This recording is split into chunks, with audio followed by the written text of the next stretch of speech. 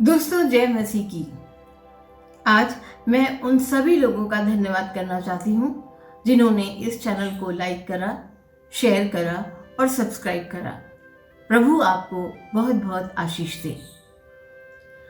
दोस्तों, पाप क्या है? इसकी एक साधारण सी व्याख्या हमें उत्पत्ति की पुस्तक में मिलती है, जहां पर लिखा हुआ है, पाप का मतलब है नियमों का उल्लंघन करना। प्रभु परमेश्वर ने आदम को आज्ञा दी कि तू ज्ञान के वृक्ष का फल न खाना, और उसने इस नियम का उल्लंघन करा, इस आज्ञा को नहीं मानी और ज्ञान का फल खा लिया, और यहीं से पाप की शुरुआत होती है।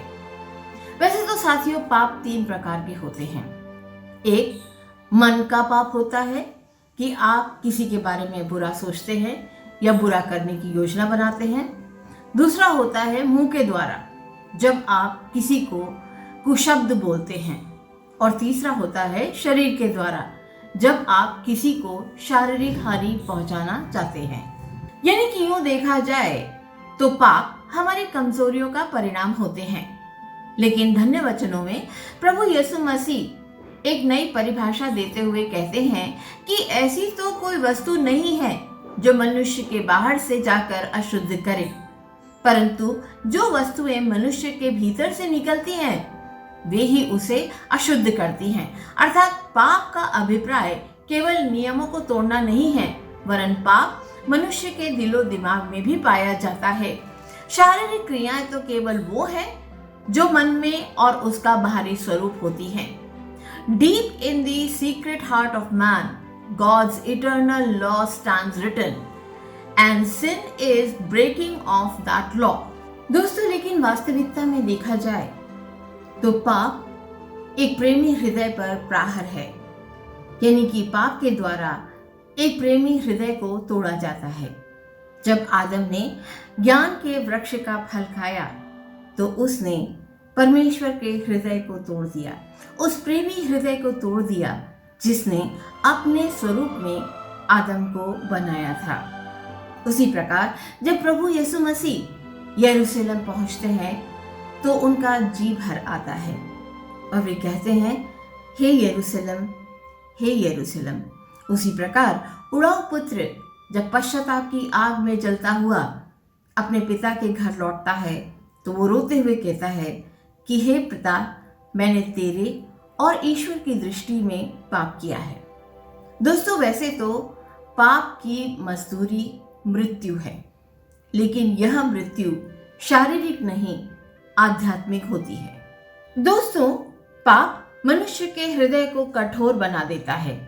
पाप के कारण आदम और परमेश्वर के मध्य जो सहभागिता थी वो टूट गई और मनुष्य ने अपने आप को असहाय और अकेला पाया और वो भटकता रहा, जिस प्रकार खोई हुई भेड़ें होती हैं।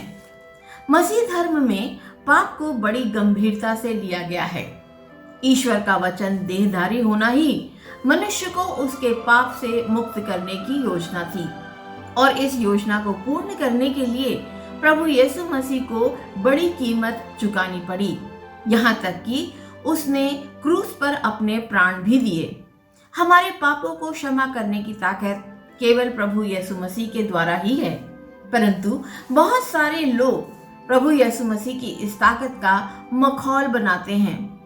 जब वे कहते हैं कि जा तेरे पाप क्षमा हुए, तो इस वाक्य को बहुत सारे लोग एक क्षमा का सर्टिफिकेट मांगते हैं कि हम चाहे कितने भी पाप करें, प्रभु हमें क्षमा कर देंगे। लेकिन दोस्तों, प्रायः लोग इसके आगे की चेतावनी को अनदेखा कर देते हैं, जहां पर लिखा हुआ है, जा फिर पाप ना करना। ऐसा ना हो कि इसके कारण तुझ पर कोई गहरी विपत्ति आन पड़े। दोस्तों, पाप का उपचार केवल प्रभु यीशु मसीह के द्वारा है, लेकिन यह उपचार हमें गहरे पश्चाताप के बाद मिलता है। पश्चाताप उड़ाऊ पुत्र का, पश्चाताप उस पापी स्त्री का, पश्चाताप पतरस का, पश्चाताप यहूदा का, और पश्चाताप उन तमाम लोगों का जो प्रभु यीशु मसीह के पास आए और उन्होंने अपने पापों के लिए क्षमा मांगी। यह पश्चाताप उन्हें गहरी वेदनाओं के बाद मिला। पश्चाताप तमाम संवेगों से गुजरता हुआ क्षमा की ओर बढ़ता है। दोस्तों, प्रभु यीशु मसीह ही एक पापी की आशा है, पाप की क्षमा का एकमात्र सत्य है। प्रभु यीशु मसीह ही मनुष्य के पाप क्षमा कर सकते हैं, क्योंकि उन्होंने स्वयं मनुष्य के पापों को अपने ऊपर उठा लिया है। वे स्वयं तो निष्पाप थे।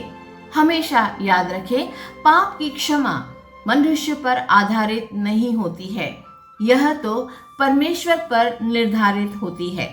यह क्षमा उस वक्त प्रारंभ होती है जब मनुष्य यीशु मसीह की उपस्थिति में पश्चाताप करता है, जैसे पतरस यीशु की उपस्थिति में व्याकुल होकर कह उठता है, जो कि लूका 5:8 में लिखा है कि हे प्रभु, मेरे पास से जा, क्योंकि मैं पापी मनुष्य हूँ।